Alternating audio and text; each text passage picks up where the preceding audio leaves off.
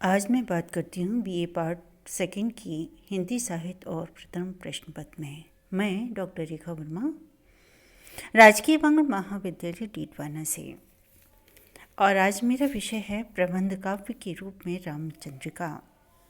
रामचंद्रिका आचार्य केशवदास की लिखी हुई है और बहुत प्रसिद्ध पुस्तक है।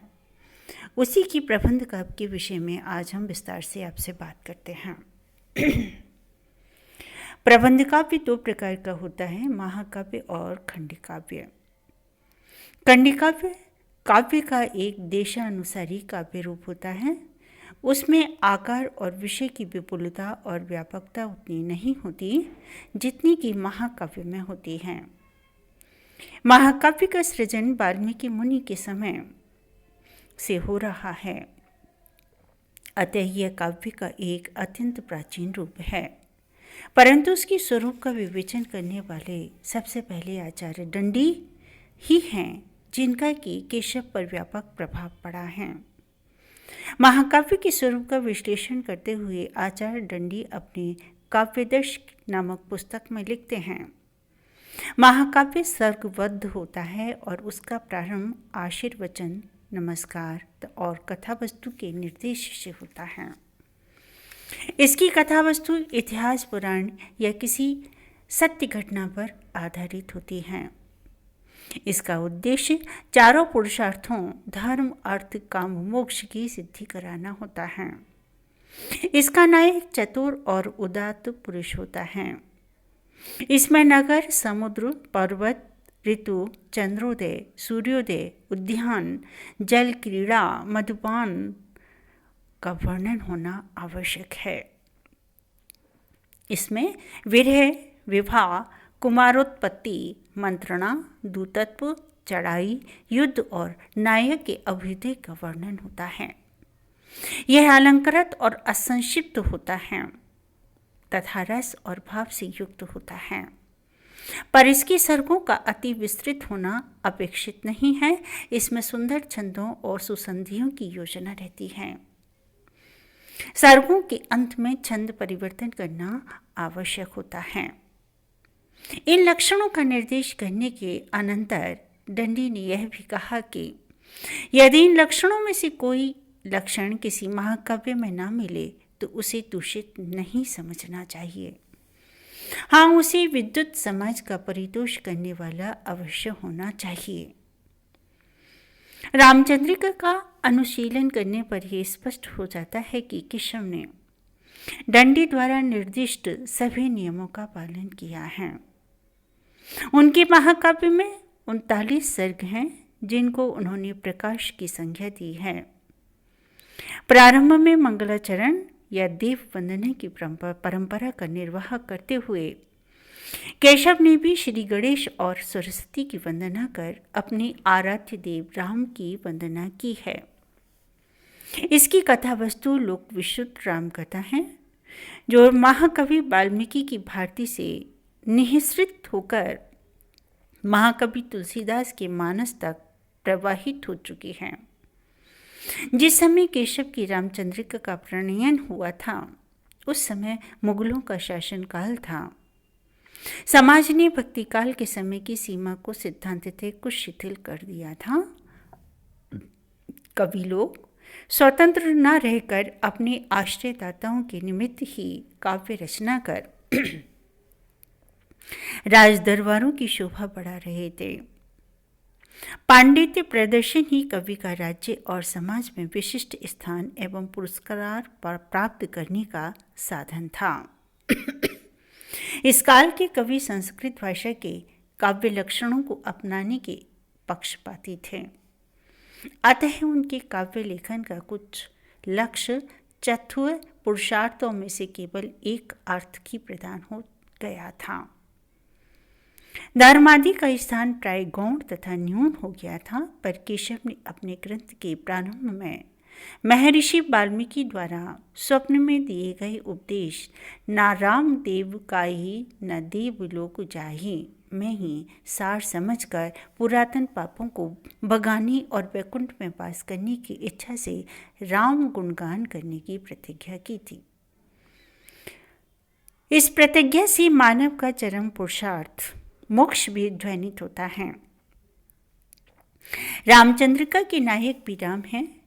तुलसी और अन्य भक्त कवियों की तरह केशव ने भी राम को मर्यादा पुरुषोत्तम और तथा ईश्वर ही माना है।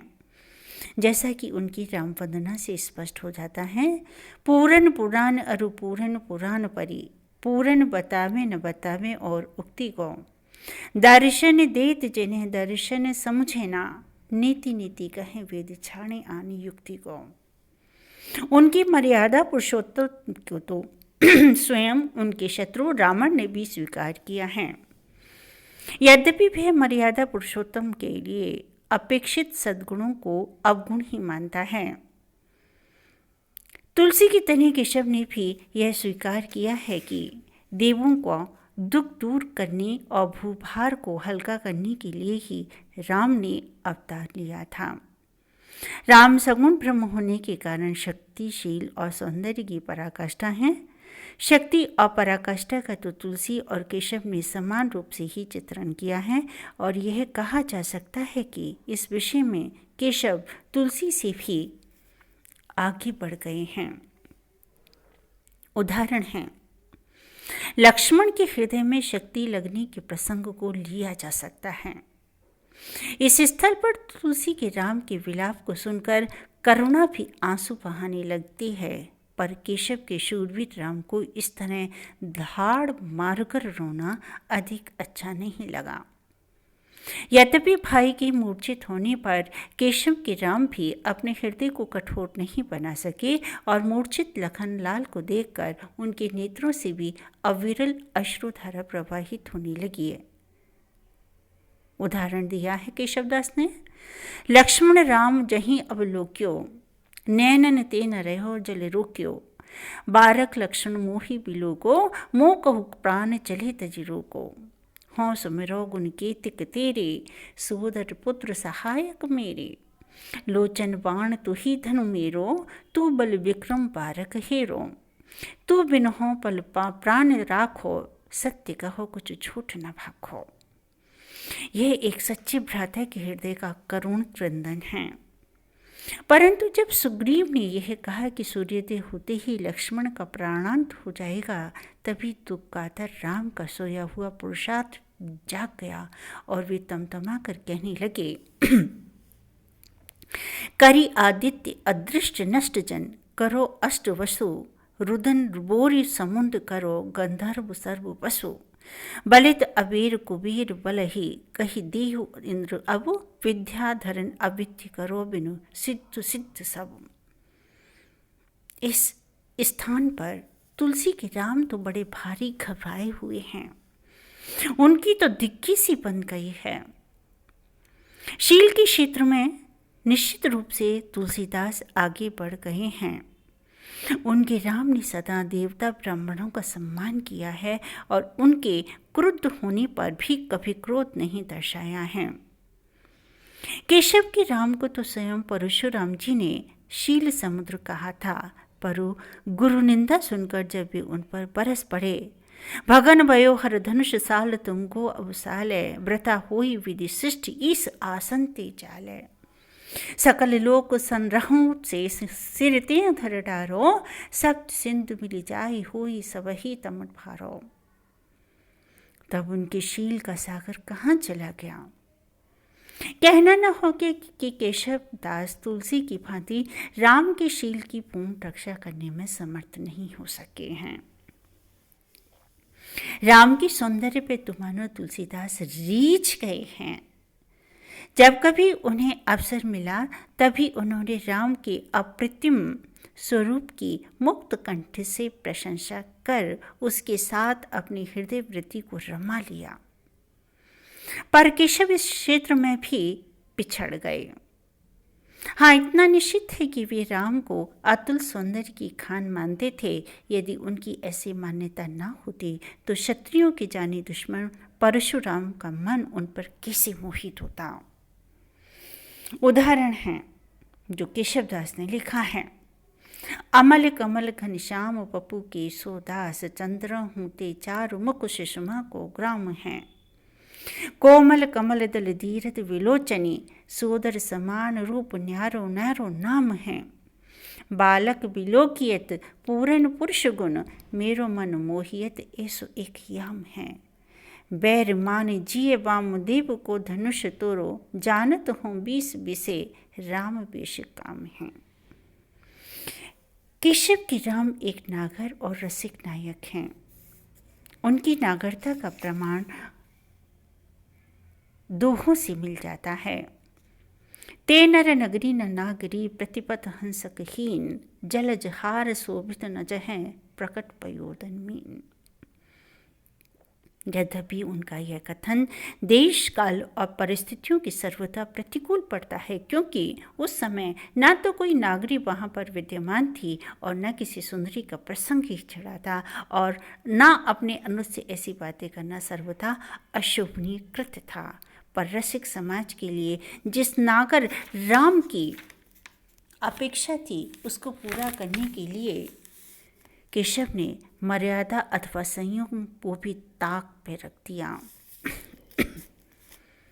वे कला प्रेमी थे और अपनी प्रियतमा द्वारा किए जाने वाले वीणा वादन से अत्यंत तुष्ट हो जाते थे। इस प्रकार रामचंद्रिका के नायक राम का चरित्र केशवकालीन रसिक समाज की मनोवृत्ति के अनुकूल ही दर्शाया गया है। पर यह बात निर्विवाद सत्य है कि रामचंद्रिका का नायक चतुर और धीरोदात्त ही है। प्राकृतिक दृश्यों के वर्णन में रामचंद्रिका में यत्र तत्र बिखरे पड़े हैं।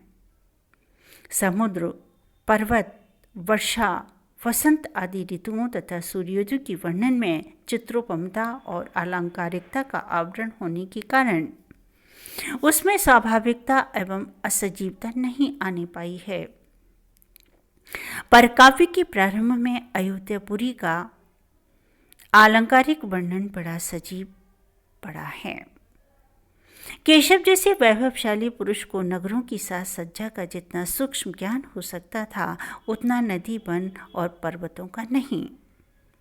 इसीलिए उनके प्रकृति चित्रण की कुछ आलोचकों ने बड़ी कटु आलोचना की है, पर उनकी मंत्रदूत आदि कर्म और युद्ध वर्णनों को देखकर ऐसा लगता है कि केशवदास एक बहुत बड़े राजनीतिक और योद्धा थे। उन्होंने या तो युद्धों को अपनी आंखों से ही देखा था या स्वयं किसी युद्ध में भाग लिया था।